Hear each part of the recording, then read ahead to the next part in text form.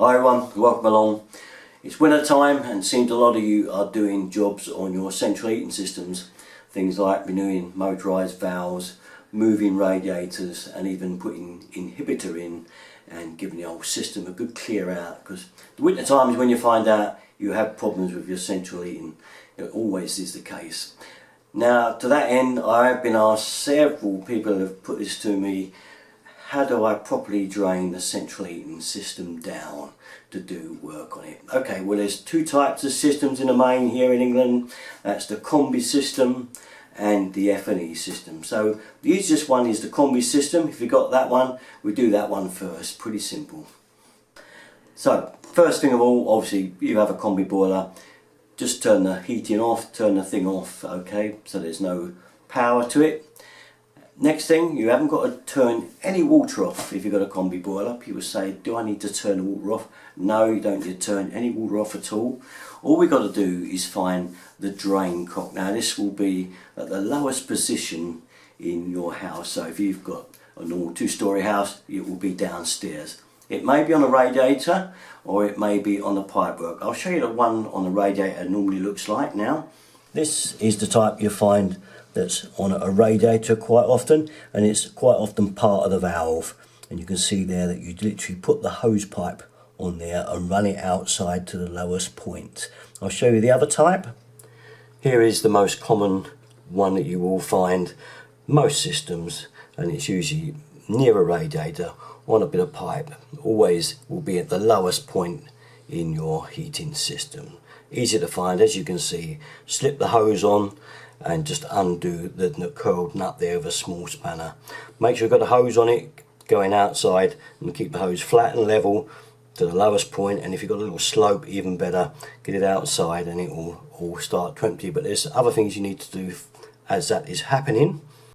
So as it starts to drain down, you'll get a nice little rush to begin with, and it will run for a little while, then gradually start to slow off as the pressure in the Combi boiler disappears.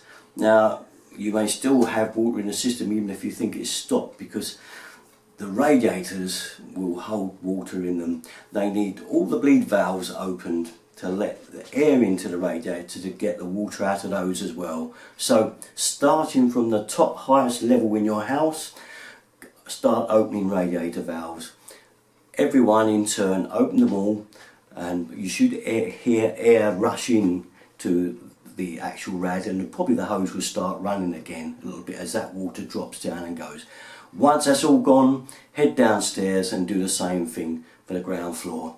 When that's emptied out, you know then that you've done the job. You can work on whatever you want. A lot of people want it emptied right out, mainly because they want to put inhibitor in or whatever. So it's the main tip for Combi is very simple. That's probably the main tip.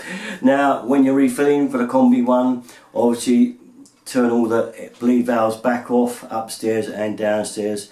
Shut the drain valve off that you've had the hose pipe attached to, and then start to pressurise the Combi boiler.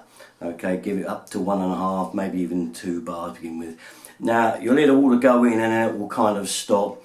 Now what you've got to do then is start opening the bleed valves on all the ground floor radiators first. Now as you open them, you may start to get a puff of pressure at first and then find it dies away, and that's because the pressure in the Combi has gone down because you've let the air out and let the water in. Now what it means is you go back to the Combi and you repressurise it again, take it up to 1.5, 2 bar again, and that's what you've got to do on every rad. As you go around the radiators, every time you open them up, depending on how big they are, you will find that air comes out to begin with and gradually it peters away as the pressure drops from the boiler. So once again you go back to the boiler and repressurise. All the downstairs ones, then go upstairs and do all the upstairs ones. Same thing will happen as you bleed them, the pressure will drop So back to the Combi. I know it's laborious, you know, but that's Combi systems for you.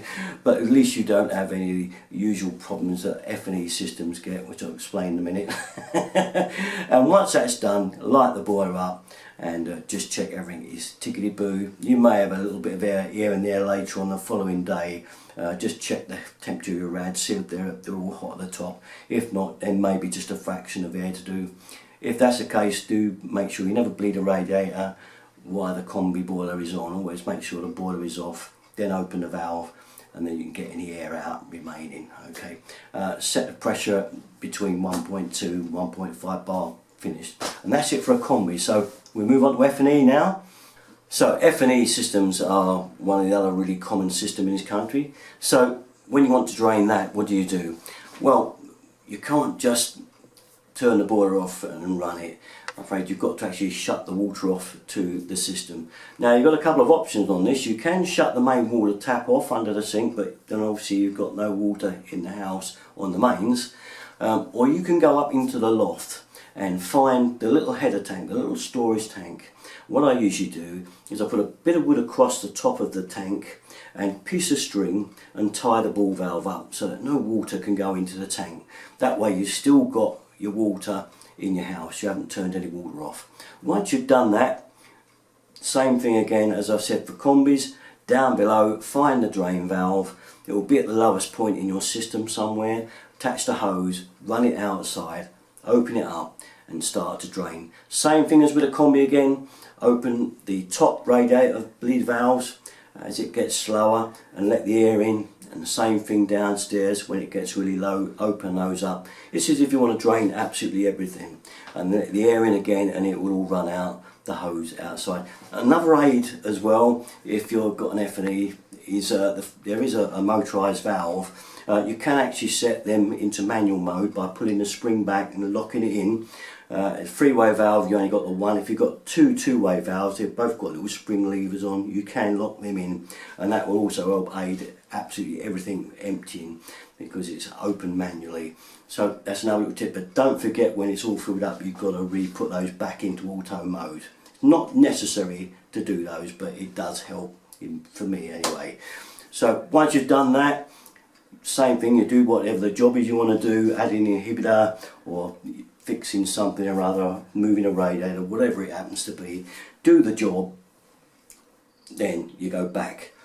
Make sure all those bleed valves are off again, radiators at the bottom of the stairs and upstairs, make sure everything's shut down that way, shut your drain valve back off, pull your hose off, then go up in the loft and untie the little ball cock.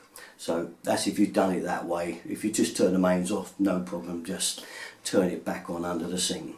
Anyway, we'll assume you've been in the loft, just untie the ball valve and it should start to fill, make sure it's running in okay. That's it, you can leave it. Now this will take a lot longer to fill than a Combi in a way because it kind of has to keep running in slowly.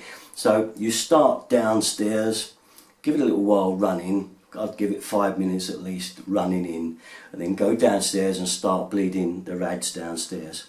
Now the good thing is, unlike a Combi, you can actually just keep bleeding them. You haven't got to pre-pressurise nothing. So you can go from rad to rad, bleed them all, and then give it another little bit of a while, go upstairs and bleed all the ones up in the top room. Obviously in a bungalow, no problem, all at one level. So, but that's it, bleed. That should be it. If you did put any of those motorised valves in manual, make sure to put them back into auto, and basically that is. See, if you've got any air stalks by the side of the cylinder, like little air valves there, you can open those up and get any air out of those as well. So check where your water cylinder is, there may be a little air stalk up on the side of it, and say open that up and get it out.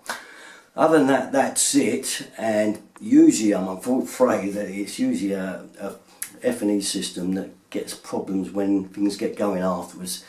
It's just a common fault with them that you still get air stuck sometimes in joints and bits, sometimes in the pump. So sometimes it's best to bleed the pump as well, perhaps undo the front of that and just make sure there's no air in there and then screw it back in again. Because air with the F&E is the most common problem. So I'm not going to go right into air and getting it all out because it can be a complicated situation depending on what type of F&E system you've got in the way it's been plumbed.